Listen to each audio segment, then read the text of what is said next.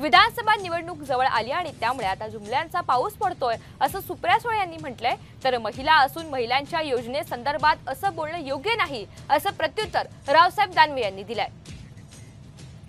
Election आल्यामुळे त्यांना लाडकी बहीण भाऊ सगळं आठवायला लागलंय, उशिरा का होईना, पण त्या स्कीम मध्ये अनेक त्रुटी राहिलेल्या आहेत, त्याचा अभ्यास आम्ही करतोय।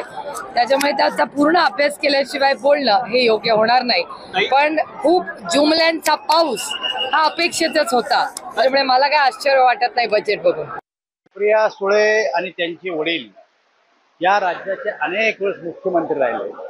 खरं म्हणजे त्यांनी ज्या अगोदर त्यांना सूचना करायला पाहिजे होती, पण त्या महिला असून महिलेच्या संदर्भात अशा प्रकारचं बोलणं मला असं वाटतं त्यांच्या योग्यतेला शोभत। महाराष्ट्रातील सर्व बातम्यांचे विश्वासार्ह व्यासपीठ, सकाळच्या सर्व सोशल मीडिया प्लॅटफॉर्मला लाईक, फॉलो आणि सबस्क्राईब करा। तसंच सर्व नोटिफिकेशनसाठी बेल आयकॉन प्रेस करायला विसरू नका।